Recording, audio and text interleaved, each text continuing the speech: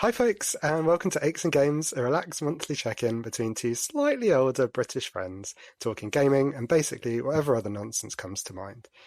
We've been playing since Sonic was a mere hoglet, and you'll currently find us on Xbox, PlayStation 5, plus a bit of PC and Nintendo Switch action. We hope you enjoy the show, and assuming you do, please spread the word.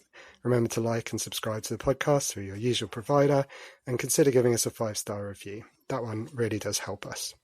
Also, we'd love you to follow the show and interact with us on Twitter and most social platforms. We're at Aches and Games. That's ACHESANDGAMES, or by emailing achesandgamespod@gmail.com. The idea is this is your show as much as it is ours. I'm Giles Nicholson. I'm at Giles Went West on most things, including socials, Xbox and PlayStation 5. And joining me as always is my good friend, James Hopes. Hi, James. Where can people find you? Good evening, Giles. If I look hard enough, they can find me anywhere. But on social media, I am You Have to Laugh with the number 2 rather than the word 2. So You Have to Laugh is my parenting blog for many years, and I'm on social media everywhere, including ones that no longer exist. But if you really want to find me, we don't have net curtains, so if you stroll along the road, have a peep in and see what we're up to. We'll be there somewhere. Oh, and finally, on PlayStation Network, I'm James, your boy, 1978. As always, because I was born in 1978, and my name is James. The end. Excellent. You really are desperate for a stalker, aren't you? It's been long enough. I'm 45 and I've never had one, so I need some action. As much as we joke about it, and our current listenership is very nice and friendly and not stalkerish, or at least I assume so, but you never know. I think we're safe, but you'd never know. Imagine if you get someone twitching outside now. That would be rather strange. All right. As long as they listen to the pod, that's the important part. I can twitch as much as they like, as long as they tune in. I take no responsibility for any kind of. You did sign the waiver, didn't you? Before we yeah. Excellent. Can I just say, Giles, before we crack on, your microphone sounds lovely, by the way. Thank you. Yeah. That's very sweet of you, James. We are both very excited. Any new listeners, we have been working on our sound for the first couple of episodes. Any previous listeners, no doubt you are nodding along going, thank Christ for that. We can actually hear them both this time, hopefully. Really excited about this episode, not least because of the sound quality, but also because we've got some good stuff to talk about, I think, today. Should we start with February, though, James? We were in the doldrums of January last month we spoke. How's your February been? Yeah, we sounded a bit grumpy last month, didn't we, talking about January, because it was very long and very miserable. But February's been fine. February's been a little bit shorter, only 29 days instead of 31, so a 2-day boost there. And obviously February included 2 big events, being Valentine's Day and half-term. So I know a lot of people celebrate Valentine's Day, and we did in traditional style by having a meal deal from Waitrose, followed by me going off to play football. And then we watched a film afterwards, but the film turned out to have Jennifer Lawrence in it, who was naked, which I didn't expect. So our Valentine's Day evening was spent looking at Jennifer Lawrence's naked body, running up a beach, attacking people by the sea. It's very odd. That was Valentine's. And then half term was nice. We went to Bournemouth, went to a climbing centre. Joshua loved all that one, climbing lots of walls. So check out my social media, you can see him climbing walls. And we also went down to Portsmouth to watch Reading away, which wasn't particularly successful, but a nice day out, even if it was Portsmouth. Unless there's any listeners from Portsmouth, in which case Portsmouth was lovely. Great. So that was it, really. So that's February so far. It's been less miserable. Apart from the annoying fact that in the last few days, Sarah's done her back in. Sarah's my other half, for those who don't know. So she can't move that well at the moment, so she needs help getting up and getting down and getting dressed and all that stuff. So it's not been ideal. How's yours, she? Any better than that? Fingers crossed my back's okay, so I hope Sarah feels better soon. I mean, the name suggests Aches and Games. We are all about this. So I had some back problems a few years ago, and it was agony, as I'm sure anyone who's listening who's had similar experience will sympathise. So are we just hoping that she won't need any help in the next hour or so while we record, James? Is that the plan? I'm also hoping that when I go back to work tomorrow on a late shift, she won't need any help after 1 o'clock tomorrow. So, yeah, fingers crossed. She's ramming down the medication and hoping for the best. So, hopefully, it'll be a miracle cure overnight. Excellent. No, that's good. And yeah, my February was pretty good as well. We've had some progress on our house build, which is very exciting. So we are fighting the weather a little bit because we had to take the roof off the garage. Or well, I say we, I mean obviously I've done nothing in this beyond help finance it. You surprised me, Giles. Yeah, whatever the opposite of handy is when it comes to DIY, unfortunately. Leggy? No. I don't know what I'm talking about. Probably not. Let's scrap that. Mark that for edit. But yeah, it's been really good to see it progress. We're close to it now. We had a slightly strange Valentine's Day because it was Pancake Day the day before, and due to various boring diary stuff, we didn't manage to have pancakes. So we had pancakes on Valentine's Day, very romantic. But we did cook them together, so that was good. And no arguments, no pancakes ended up on the ceiling, the floor, or each other. So I think that's a result, unless you're into that sort of thing, obviously. Yeah, sure, some people are. There's people into everything, isn't there? As only fans would suggest, but not particularly in this house. So ours was nice as well. We had pancakes. My mum made the pancakes the night before, and they worked out very nicely. So no complaints at all for February. And we also saw each other, didn't we, G? One night in the Purple Turtle. We did, yes. Anyone who's lived in or around Reading, or probably even further afield, might have heard of this legendary venue. But it was really nice, wasn't it? We were surprising a friend for her birthday. So regular listener Scotty, his partner Maddie, it was her birthday, and I think we did a fairly convincing acting job of just sort of happening to be there. Yeah, shock horror. But yeah, it had some live music, didn't it? Which is nice. Which kind of broke up the conversation a bit when the live music kicks in, because you can't hear yourself think, let alone talk. But yeah, aside from that, it was a nice break from the conversation to a bit of music and vice versa. So, lovely night out. Yeah, we are right on brand. We talked about back problems and not being able to hear yourself think. What did you say? Classic. We're really hitting that demographic. That's the aim. The other thing in February was my PC, which I had repaired in February, which is good news. Yeah, and then died again. So disappointing. Yeah. So first off, they changed the motherboard because the motherboard had died, and then it worked for just under 5 minutes, and then it died again and kept coming out of error messages. So I had to take it back to the shop, which I mentioned last time, but I won't mention again this time for trademark purposes. Yeah. And now it's a hard drive issue. Because annoyingly, when I bought the PC, a gaming PC, I bought it off eBay a couple of years ago, and all the parts that are advertised as being in it weren't actually there. So I managed to get quite a bit of the money back, and the bloke pretended he didn't know much about computers and didn't realise all the parts, and so I wasn't nowhere near the parts he described on the listing. But it turns out it's got like a 13-year-old hard drive knocking about in there, which is on its last leg, so that's died as well now. So they'll be fixing that tomorrow and putting a new hard drive in, and then hopefully it'll work again for another few days before something else packs up and I give up completely. But there we go. Oh my word! I mean, I'm a bit torn on this, James. Number one, very sympathetic. I'm sorry to hear that you had some problems, and but from a podcast perspective, we're managing to string this out for another episode, so that's at least that's kind of good. But as the great philosopher Ronan once said, life is a roller coaster. So I think we've experienced that in your PC life over the last few months. Hopefully we're on another up coming soon. Hopefully this time next month for the podcast I would have played City Skyline. That would have actually worked, because I tested it out this time around and it played like a potato. It was awful because nothing would work at all and it kept crashing every 2 minutes. So that's when I finally realised that the PC probably wasn't up to it. So there we go. This time next month, City Skyline 2, bosh. Well, tune in next month for another exciting update, listeners. That's clearly what people want to hear. And if it starts working, I might have to come around and sabotage it somehow so we can have another drama in future episodes. It's a massive if, I think, Giles. The other thing we did in February was watch lots of TV. We always talk about TV, so I'm going to mention a couple of TV bits that we watched. So The Masked Singer was quite good. It was a nice series. Mm-hmm. We guessed all 3 of the finalists, so we were quite pleased with ourselves for that one.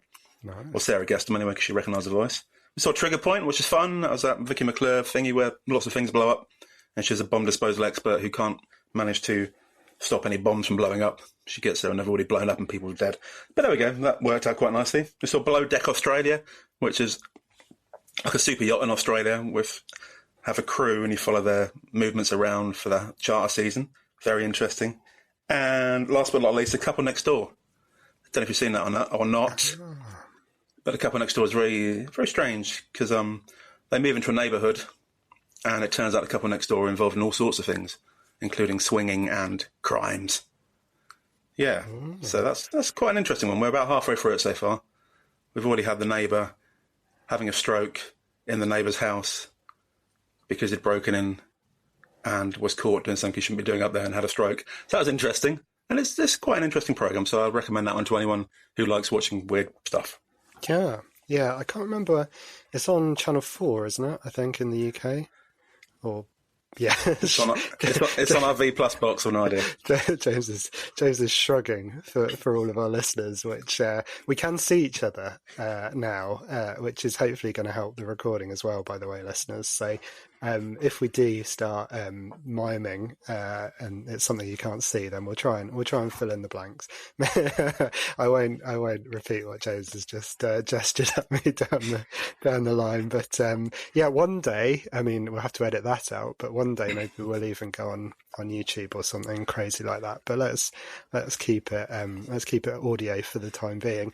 I think The Couple Next Door had Hugh Dennis in it, didn't it? It does. That was the one who was having the stroke in the neighbour's house. So yeah, he's a very suspicious character in it, very dodgy, very creepy old man. Yeah. The character we should specify for legal reasons as opposed to Hugh Dennis. He does look quite creepy with a beard though, to be fair now. He's got sort of bulgy eyes, so yeah, he does. Yeah, he's not aged well. Big fan of his, but yeah, no, we didn't get to it. I had a look, and the reviews were kind of really interestingly all over the place. So that's often a good sign. So maybe one day. Yeah, we've been catching up on it, just like we are on the podcast in terms of gaming. We're well behind on TV, so we saw the second series of Vigil.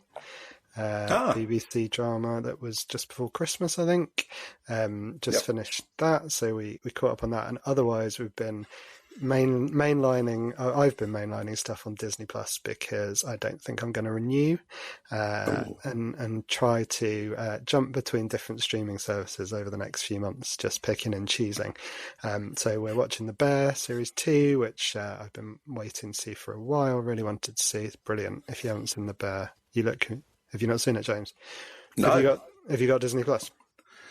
Interestingly, we have Disney Plus, but we keep forgetting we've got it. So we pay for it each month and then don't watch anything on it at all. Excellent. Highly recommend The Bear. It's set in a restaurant. So it's a sort of fancy chef who's kind of inherited-ish a really like greasy beef restaurant in Chicago from his brother.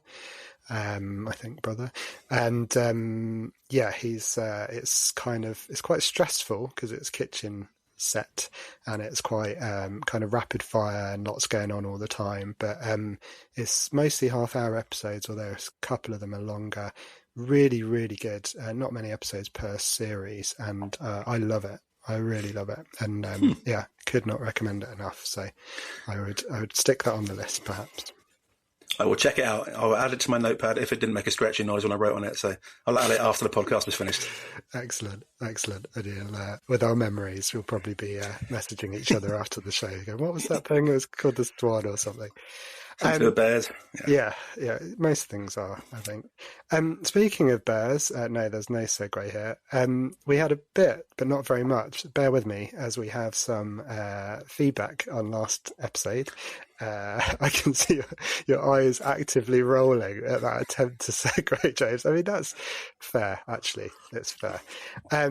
We didn't have very much, so I just wanted to highlight Scotty. Thank you for the kind words. He was very complimentary about, not so complimentary about our audio, so hopefully it's better now, but very complimentary about how things are progressing. Thank you very much, Scotty. And he's also recently purchased a PS5, which I feel the show is mostly responsible for. So congrats, Scotty. Sorry, Maddie. It arrived on the morning of her birthday.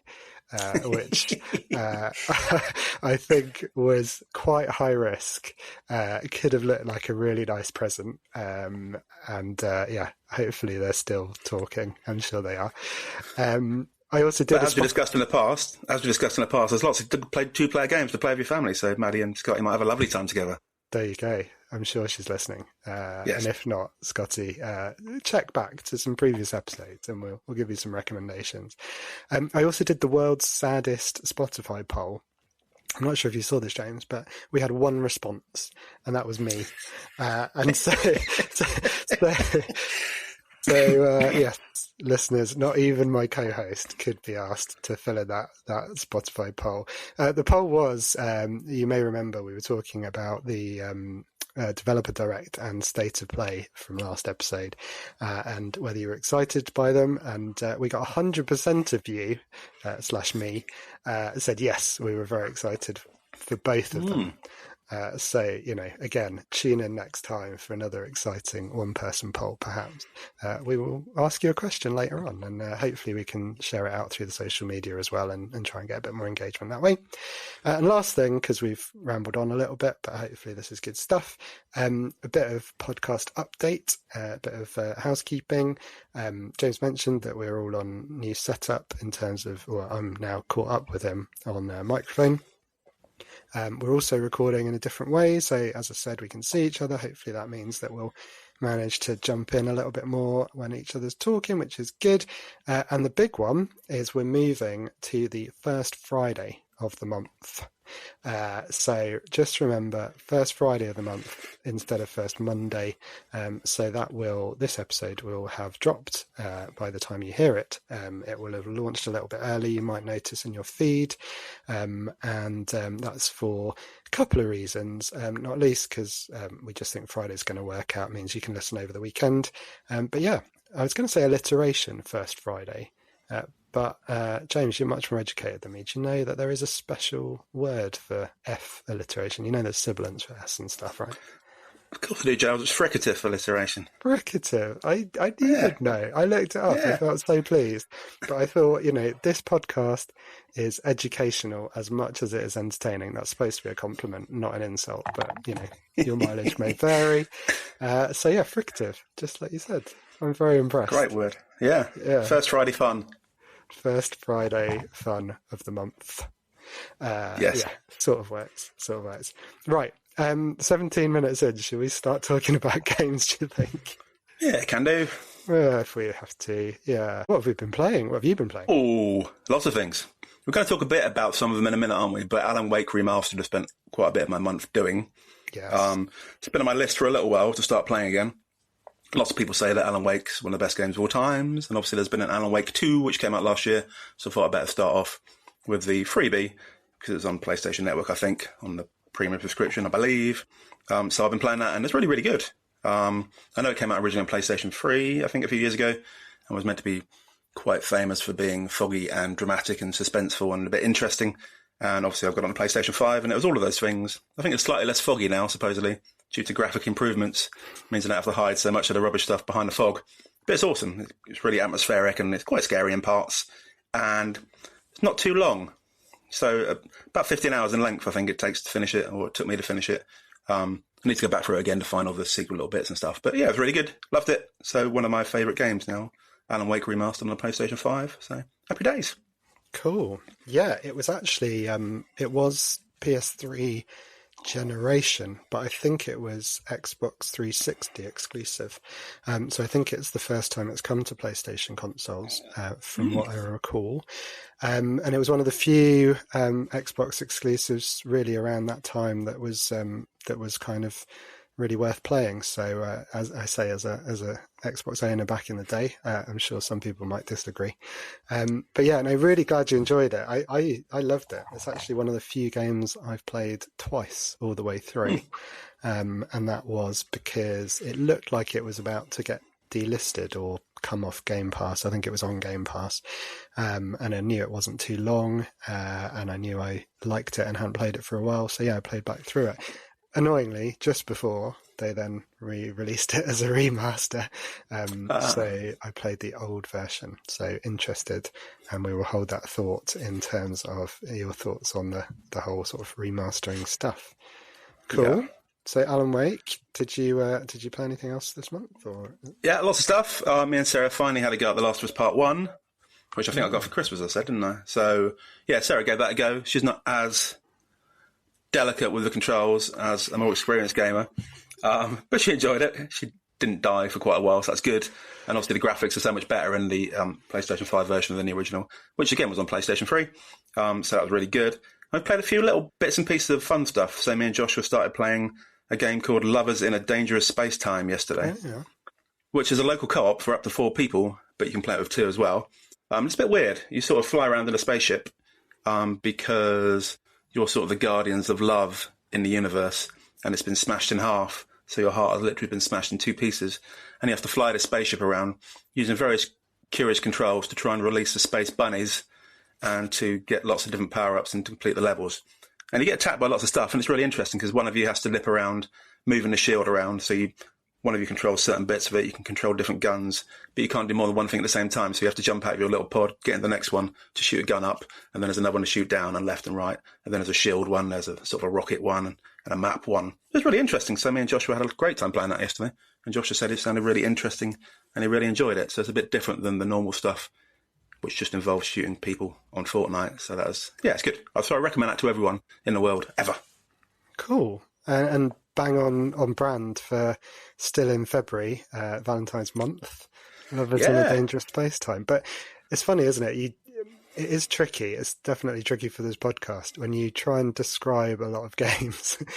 when you were talking about sort of space bunnies and you get into the detail of it, it sounds kind of ridiculous, but it also sounds really good fun, which is the main thing, right?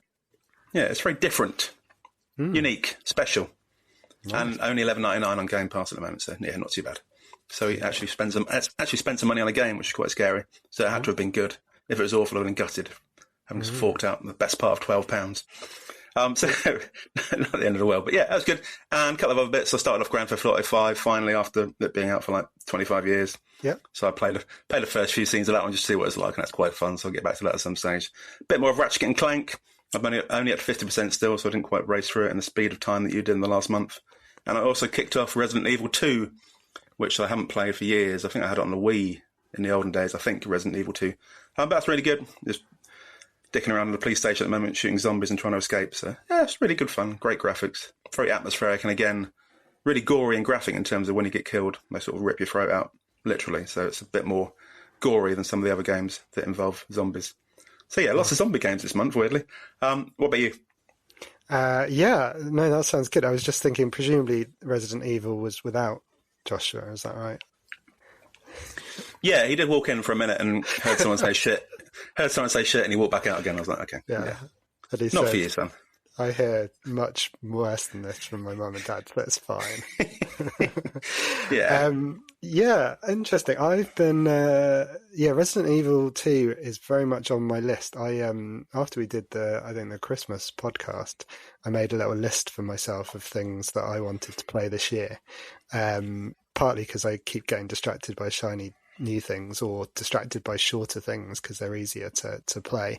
But Resident Evil, the remake, was one of the things I was. In fact, it's probably up next, I think, after the game I'm playing right now. So again, we might, between us with Ratchet and Clank and Resident Evil, one day we're going to finish the same game and get to talk about it on the show. You never know. I think Resident Evil 2 is quite short. I think it's only meant to be like 5 hours to completion, I think. So I don't think it's massive, apparently. Resident Evil 4 is meant to be really long, but Resident Evil 2 is meant to be the short one. Okay. So apart from the shortness, can you guess the other reason why I chose Resident Evil 2 and not Resident Evil 4 to play? Well, is it to do with our theme of the month, James, as remasters and remakes? It would have been nice if it was, but it's because Resident Evil 2 is free of charge and Resident Evil 4 costs about 50 quid, so I thought I'd try 2 first. Very good logic. And it's a good point, actually. If you're on PlayStation, it's on PS Plus. If you're on Xbox, it's on Game Pass. So either way, if you're on either of those two systems, you can access and play it for free. Resident Evil 3 Remakes, also on Game Pass. So they are really going for it with the zombies at the moment. I've been playing Joshua's recommendation, actually, from last year, which was Hogwarts Legacy. What do you think? Yeah, really enjoying it. Really enjoying it so far. It was, thanks to Joshua as well.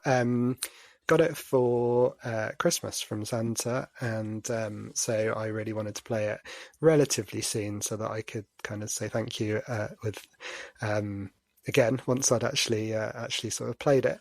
And yeah, it's really fun. I'm probably about 10 hours in, so it looks like that's about a third of the way. So it's quite big for me, anyway. Although we talked about some of the massive RPGs and things that some of the other listeners play, they'll be laughing at 30 hours. They're like, "Oh, I get through that in a weekend." Not me. It's going to be potentially a couple of months probably before I manage to finish that one. But you never know. We'll see. Hopefully by the time we record next month. Yeah, really good. You play as a sort of new character who joins in the 5th year of Hogwarts. So he is, or they, I think he could be male or female, joins. Obviously they're going to sort of get straight into action rather than if you started in the 1st year. There might be some things you can't do, some of the magic. Early on, I'd say the only downside is there's a lot of kind of building up in terms of the spells that you can perform. You kind of want to learn a new spell, or rather someone will say, "Oh, you can do this new spell, but do these 3 classic RPG menial tasks for me first, and then I'll teach it to you." And you kind of think, "Oh, well," when someone like me who's like, I'm not a big fan of really long games, whenever the dialogue gets to that stage, you're just like, can't you just teach me? That would be much better. But yeah, it's been really fun. Couple of hours in, or not too far in, there's a nice big set piece with a troll, which is really fun. You get a broomstick you can fly around on. There are some really nice sort of proper cinematic orchestral moments where, the music kicks in and everything looks very Wizarding World, and it's great fun. So really enjoying that, but got quite a long way to go. Hannah and I are playing our way still through Unraveled. So talk about taking a long time to finish a short game. We're playing and for our listeners, James is holding up to camera a version of Yarny there. James, talk us through this? Yeah, my mum made it. Obviously, Joshua liked the game, and my mum likes knitting and the like, so she decided to make one using a bit of metal wire and some wool. So yeah, it's quite sweet. That is so cute. So Unraveled, if you haven't played it, if anyone's listening, it's a sort of 2D platformer. James has talked about it before. You can play, the first one was single player, the second one is 2 players, or you can play by yourself and control the 2 sort of one after the other. You don't need to control them at the same time, so it's doable. And it stars a kind of ball of wool or yarn. So what James was holding up was the main character knitted by his mum. How gorgeously cute. So we're playing through that, really enjoying it. Hannah, I think, because we don't play too regularly, we sort of play a level and then don't play for a week or so. It's easy to forget what we're doing, but I think Hannah's very much enjoying it, particularly enjoys jumping. So we spend a lot of time just jumping around the level, which is good fun, and it's sort of very much on brand for the type of game it is. It's sort of very joyous, isn't it? Apart from some dark stuff going on in the background. But believe me when I say, if you try and do the bonus levels, some of them are horrific. Okay, we might resist that, because there was a lot of frustration. There's a level where a turkey tries to sort of attack you, about a couple through, and then the fish after that, I think, in the next one. Whenever anything like that happens, there's a lot of tension going on. So I think between us we might have to skip the hard levels, but I'll let you know. You never know. It might be a thing. Yeah. I said don't do the bonus levels, because your relationship won't survive. Oh, okay. Challenge accepted.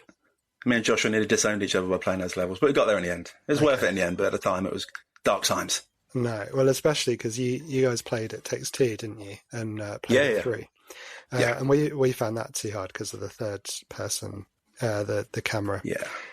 So, okay, we'll steer clear of those ones. Excellent. So, yeah, mostly Hogwarts, a bit of Unraveled, a bit more Vampire Survivors, which I'd still highly recommend. Just a simple single screen thing. I'm ridiculously overpowered now, so can just kind of walk around as hordes of undead things explode around me. barely do anything, but it's still strangely satisfying. And I've just started Return to Grace, which is it's on Game Pass. It's one of the sort of walking simulator type things that people will use a bit disparagingly, but it's sort of really cool 60s aesthetic. You crash land on a planet, and Grace is, I think I'm not that far through it. Grace is either an AI or someone or something that's been kind of stuck on this planet. So a bit of a mystery story, very much in the Edith Finch or Gone Home sort of bracket, and nice and short. And honestly, I started playing it so that I could hit my rewards for the month. So popping achievements, but it's really good, and I look forward to picking it up again next month once I've done a bit more Hogwarts Legacy. James? Yeah, just quickly, have you heard of a game called Before Your Eyes? No. Oh, yeah. So I tried it on PSVR 2 today, just because I thought, I haven't played a bit of that recently, and I know some people have PlayStation VR 2s. It's really good. I love the PSVR 2. But it's a game called Before Your Eyes, which you can play on a PC with a camera as well. But you control the dialogue and you control the story through your eyeball movement. Wow. Yeah. So it tracks your eyeballs and you move between bits by blinking. So you look in a particular direction, pick up the icon and blink on it. And the theory is you've died and you're on a boat being taken to the Dark Tower, and you're meant to look back through your life to see if your life has been interesting enough to successfully go into the afterlife or not. If not, you seem to get turned into a pigeon or something. I haven't quite grasped that part yet. So I played for about half an hour today, and you start off as a baby, and it's really good. It's graphically very interesting. You feel very immersed in it, and you sort of go through story after story from memories of your childhood. So as a baby, you're in the bath, and you move a little boat around, it pops some bubbles, and you play a bit of stuff on a piano. So it's really fascinating. It's meant to be, I've looked at the reviews, and it's like pretty much 10 out of 10 everywhere. And people have said it's very emotional. You generally cry during it. It's really atmospheric. So I'd recommend that from what I've seen of it for the first half an hour. If you've got a PSVR 2 or a PlayStation or a PC with a camera, then give it a go and let us know what you think, because I'll be finishing it off this month and it looks really interesting. Cool. It sounds like you've been pretty busy, James. You've big investment in Alan Wake in terms of time, and then snacking on all kinds of other gaming delicacies. Yeah, well, Sarah's bad back. I have to find something to do apart from lifting her up and putting her back down again. So, yeah, I've been spending the last few days trying to do something. And we've been doing it together, like I said, with The Last of Us Part 1. We've been having a game together because she can't move around and go out much. So we've just been sitting on a chair playing some games. Very nice. Well, as I said, get well soon, Sarah, and hopefully it'll sort itself out with the medication. Cool. Right. Well, before you mentioned a few remakes and remasters there, and I thought we would trail today's topic.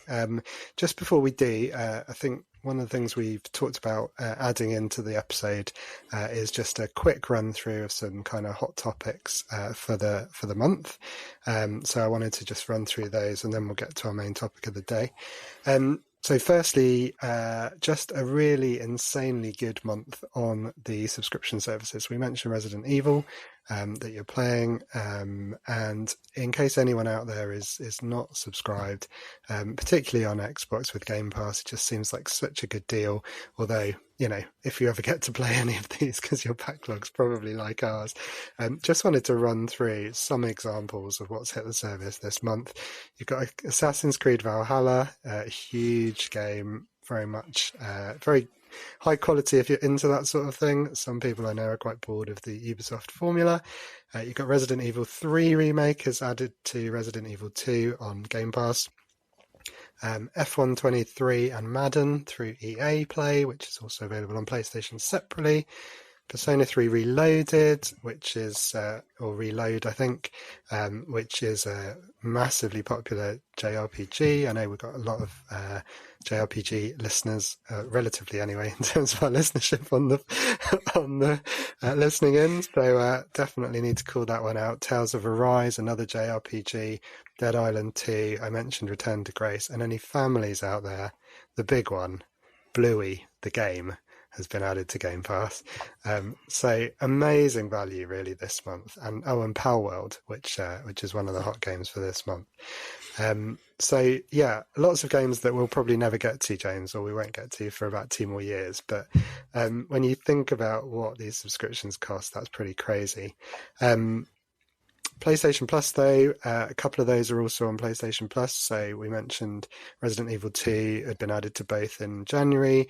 Assassin's Creed Valhalla and Tales of Arise are both on PlayStation as well as on Xbox subscriptions. And my recommendation, well, two, apparently Rollerdrome is really good and is the monthly game.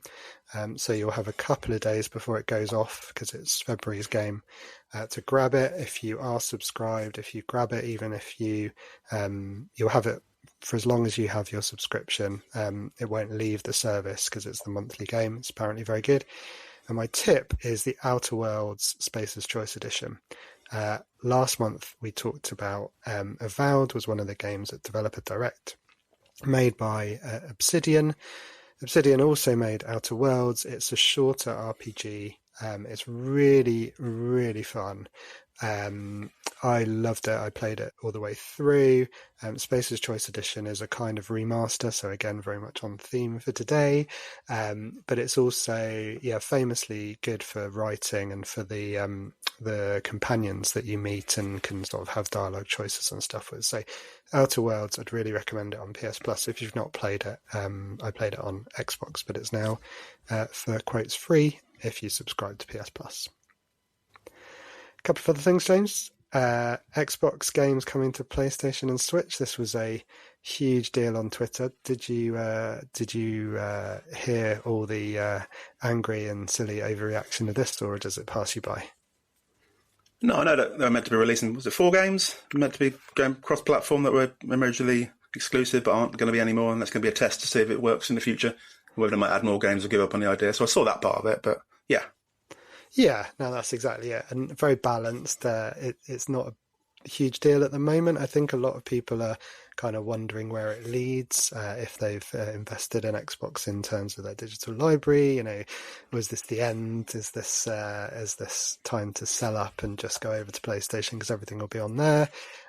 Turns out that was a lot of sort of scaremongering, really. Although inevitably, if it's successful, no doubt more stuff will go over. And I think we talked about it last time.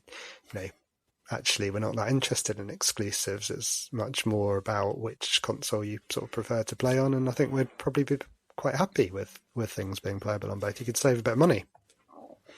Yeah, obviously we got the Series X and the PS5 at home, and we're on the top tier of both of the subscription services, so we get a lot of the same games, which is a bit pointless, really. So, yeah, if they all combined one day and are on both, it'd certainly save a lot of money. But obviously that's not the idea of running the company, is to save money. So we shall see how it pans out. But, yeah, for now we'll keep out of our both subscriptions and enjoy the exclusives for a few minutes while we can until they move around a bit. Yeah, no, definitely. And last thing, just quickly to mention, I mentioned Power World on Game Pass. It was obscene. It's kind of Pokemon with guns was the kind of selling point for people, but it seems to actually be really well crafted. That's on Game Pass, and Helldivers 2 on PlayStation to buy, but on PlayStation and PC are both massively successful games, all over social media, all over or any of the conversation around gaming. And I don't think either of us have played either of them. Is that fair, James? I looked at Power World because Joshua would have enjoyed it, but it seemed to cost some money, even on Game Pass. It seemed to be like 20 odd quid. And obviously Power World's not out as the final version yet, is it? It's just the introductory version until it gets released sometime later this year or next year. So it seemed to cost some money, which put me off. So I'll have another look, because you mentioned it was on there, and it is on there, but it seemed to still cost like 25 quid, which put me off a bit. So I need to have another look at that just in case I got it wrong. Yeah, that's weird. Yeah, it is in early access, or I can't remember. I think it's game preview they call it on Xbox. But I thought it was worth mentioning 2 very popular games. We don't really do very popular or hot games on this podcast, but we do know they exist. So if you're out there playing either of those, let us know how much you're enjoying it. Helldivers 2 in particular, I was sold when someone described it to me as it's essentially Starship Troopers the game. And that sounds pretty cool, because that was a very fun film. Nice. Just to nip in before we move on, Yeah. There's 4 games which are on my list that I've downloaded from PlayStation Premium, but haven't played yet. And they're all free at the moment if you're on that network.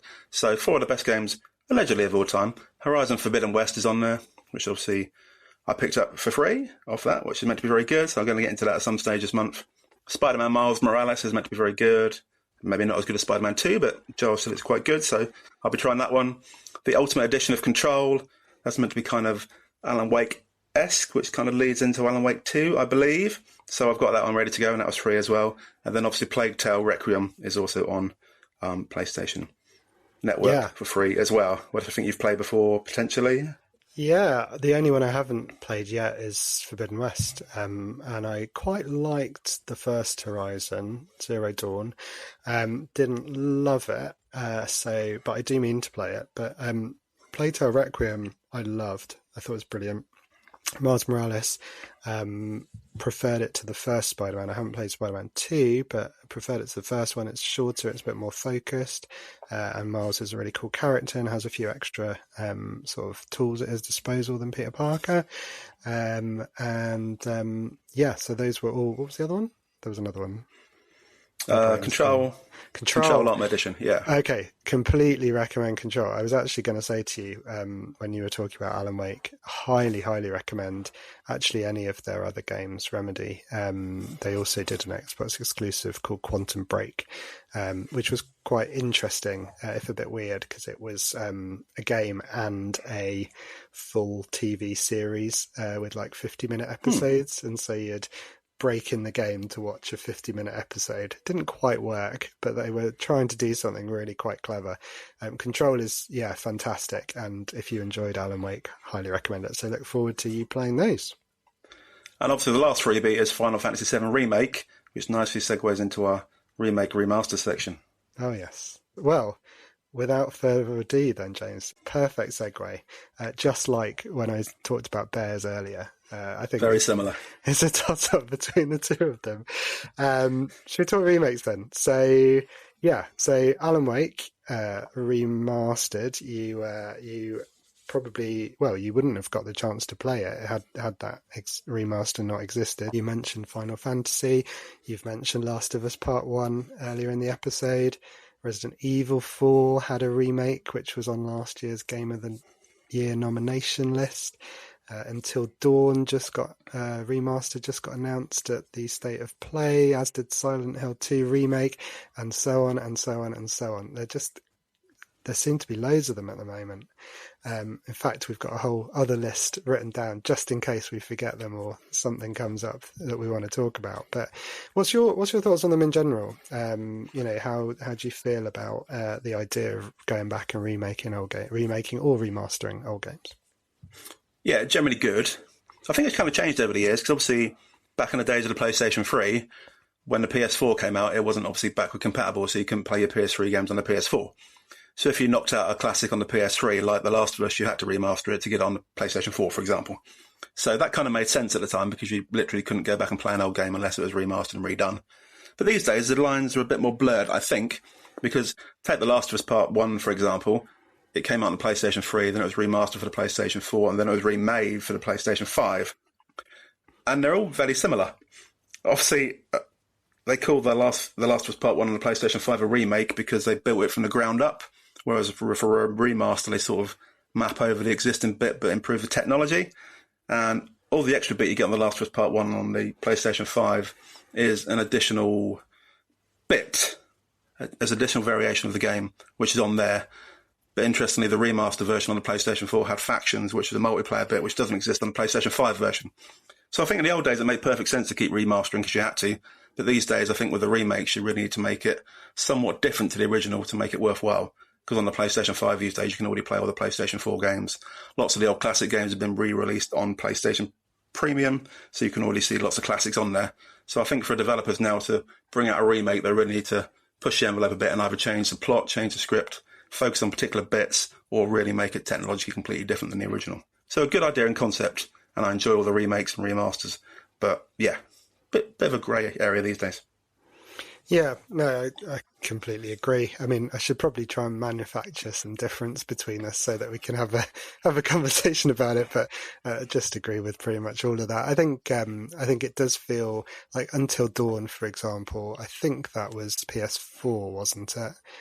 Yeah. So that remaster being announced, I kind of rolled my eyes a little bit because I thought, well, if that's playable, like you said, if it's playable on the current systems, then it feels a little bit more like maybe a money grab. And with both PS5 and Xbox Series X, they quite often do some degree of kind of up-resing or sort of better frame rates than on the old consoles. So it's almost like you've got that kind of remaster kind of built in. But yeah, I mean, you gave the great example when talking about Alan Wake earlier that, you know, had that not been done, then you might not have had access to the game. There's lots of people, everyone on that console, on PlayStation, wouldn't have been able to play it. So for that reason, definitely worth doing. And the Resident Evil things, did you say you'd played the original Resident Evil 2 on Wii? So how are you finding the difference in that few minutes that you've tried? Oh, it's really tricky with Wii comparisons, though, because obviously Wii was completely based around motion controllers and it was a very different type of game. So obviously the graphics are a lot better these days. Obviously the control system is very different than the Wii version, because on the Wii one you moved the gun around and shot people. So very different, but obviously I appreciate good graphics. I like looking around at games and seeing all the special bits and looking at in awe of some of the bits. Like even at the end of Alan Wake Remastered, when it scans across the mountain range, it looks gorgeous on the PlayStation 5, which I imagine looked a bit ropey on the PlayStation 3, I would assume. So things like that, I really appreciate looking at the visuals. But like I said, it's really got to stand its ground. It's got to be so much better than the last version to make it worth me buying again. So I upgraded The Last of Us Part... Which was it? Was part 1 came first or part 2 came first? One of them was remade recently and was only a £10 upgrade, so I went for that one. So I had the more recent one to see what it's like. But I certainly wouldn't have paid another £50 to get a remake of a game that's already been remastered and was perfectly good in the first place. Yeah, just to confuse everyone, I think The Last of Us was just called The Last of Us, and that got remastered. Then I think they made The Last of Us Part 2, which they remastered as well, possibly, and then they remade The Last of Us and called it The Last of Us Part 1. So I think Part 1 remake probably did come after Part 2, but who cares at this point? I mean, they're both available, which is good, and especially if people are watching for that one, I think that's very much a business decision based on the show on HBO in the US or on Sky here. So I think that's probably why they're doing it. But yeah, it is. It does feel a bit soon, and PlayStation especially, at the moment anyway, PlayStation especially seem to be really going for the remasters. It seems like a quicker way to push some stuff out in what is an uncharacteristically quiet year for them. I say PlayStation seems to be doing it a lot. I was thinking about this, and back in the day, Xbox did this a lot. We had a anniversary version of Halo and Halo 2, which was a kind of uprated one. It had a quite nice little feature where you could press a button and see the original graphics, so you could flick backwards and forwards. Funnily enough, another thing that Hannah and I have sort of dabbled in is going back to Monkey Island. And when I was thinking about today and today's topic, I was like, oh yeah, that's technically a remaster, because again, you can press a button to hop back to the actual graphics as you did have it, rather than the graphics that you remember. And it is amazing to see the sort of pixelated mess of it as it was back in the day. So yeah. Played quite a lot myself, and a couple to call out from my side. Wipeout Omega Collection was a group of the Wipeout games on PS4 and playable, I think, on PS5, but also PSVR. Tony Hawk Pro Skater did a remaster or a remake quite recently, which I played a lot of as well, and some PC only stuff. that has come to Xbox, which I played, Age of Empires 2, which I really enjoyed, but it's far too complicated for me, I think, in terms of controls. I need to get a really good run at those games so that I remember everything, because I go back to it and I'm just all over the place. Any others that you haven't mentioned, James, that you played recently that you enjoyed or in the past? I was going to say Final Fantasy VII I mentioned earlier, because that's free on Premium at the moment. So I've downloaded that one ready to go. And I think with that one, that's a good example because they, I think, have split the original into 3 different games. So the one's already out, one's coming soon, I believe. And then there'll be another one, a prequel, I think, to 7 at some stage.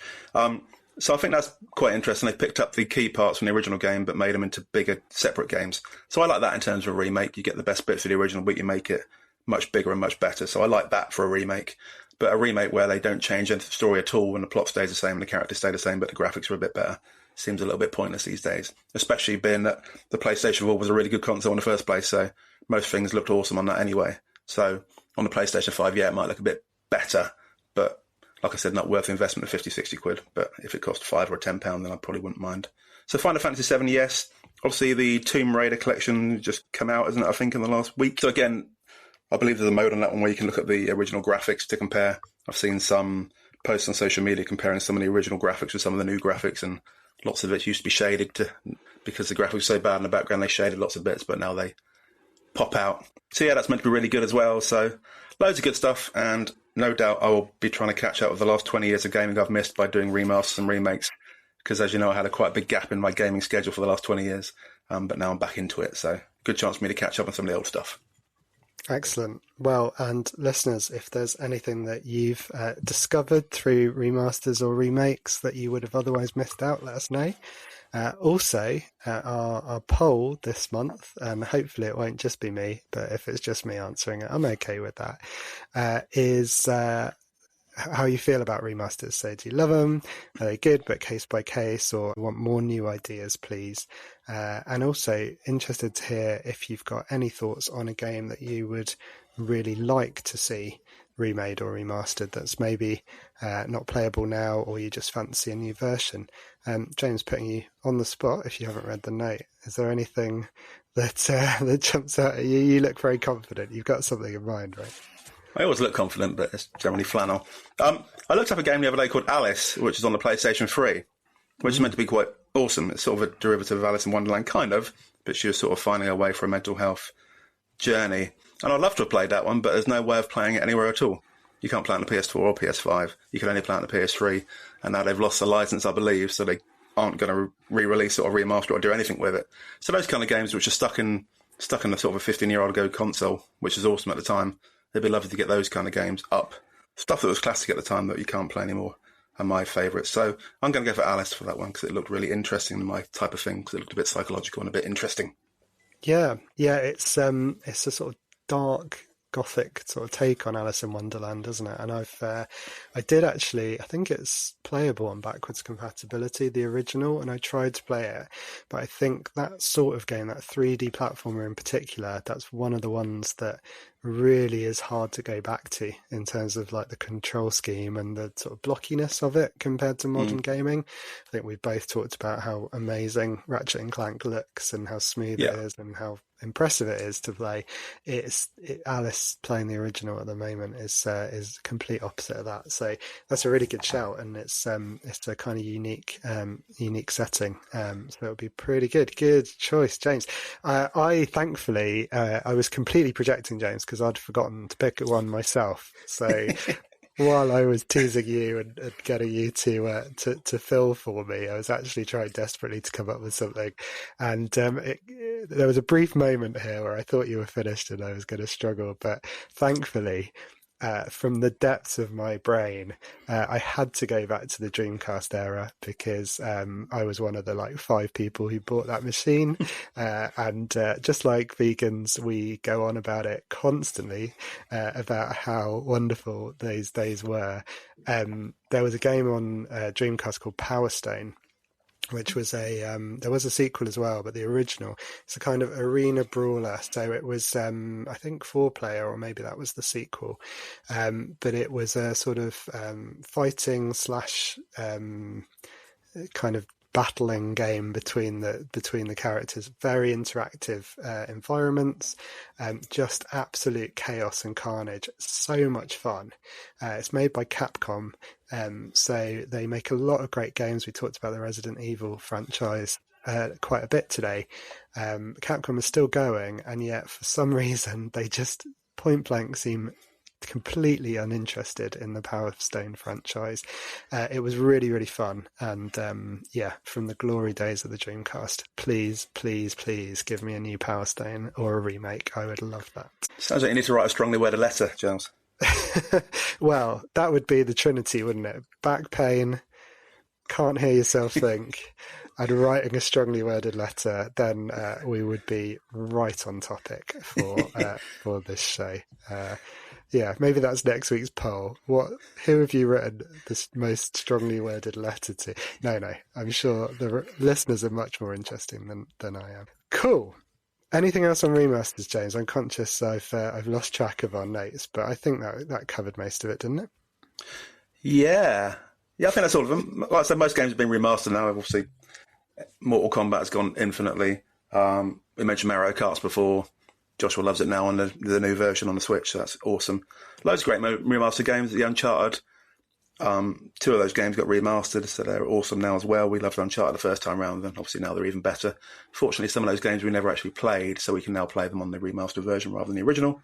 So yeah, loads of great options out there, and I look forward to catching up on them over the next year of doing this podcast, hopefully. I was going to mention the PlayStation 5 controller, wasn't I? Because I posted about that on Facebook earlier. I don't know if you've seen it or not. I don't know if you ever check our Facebook page. Rude if you don't. No one else checks, so I wouldn't be surprised if you didn't. But no comment. Yeah, I saw somewhere on Facebook that if you flip around your PlayStation 5 controller and look at the grippy part on the back, if you zoom in on it, they're actually the symbols from the controller. This is true. Yeah, mate, I was blown away by that. I was very excited last night. Obviously, my level of eyesight doesn't lead me to anything more than bumps and dots on the back of it. But with my camera lens last night, I was like, geez, that's really fun. That was my highlight of the week. It's been a disappointing week, and that was a highlight of it. Well, hopefully, listeners, your highlight of the week has been tuning in to this. There you go. Come on, that was better.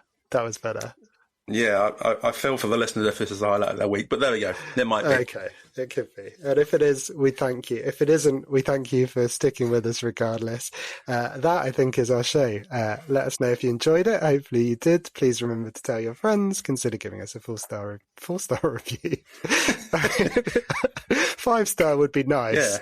Yeah. But, give us however many stars you think we deserve, as long as it's 4 or more. That would be lovely. Remember to like and subscribe through your usual podcast provider. You can also follow the show at Aches and Games or email us via achesandgamespod@gmail.com. James, before we go and I try and edit out that bit in the middle, do you want to plug anything or remind people how to get hold of you? As in try to edit out the 45-minute bit in the middle, yeah. Perfect. No, but I would suggest people do join the Facebook page. It's quite interesting. It'd be nice to get a little community going there of people who have conversations about games and stuff. You don't have to be middle-aged and bald to enjoy it. You can be normal and younger as well. So, like Joy spells it every week. It's Aches and Games on Facebook and X, and we've also got an email address. And like I mentioned earlier, I'm on social media as You Have to Laugh as well. And if you want to hit me up on PlayStation Network, please do, on JamesBoy1978. And like I said before, the offer's always there to peek through my window and say hi. Apart from that, that's me. Excellent. I'm Giles Nicholson. I'm at Giles West on X, Threads, Xbox, PlayStation Network, all the usual. I'd rather you didn't peek through my window, but you can probably peek through my roof at the moment. But hopefully we'll have one on fairly soon. And we'll see you next month. Remember, landing the first Friday of the month for more Aches and Games. Cheers.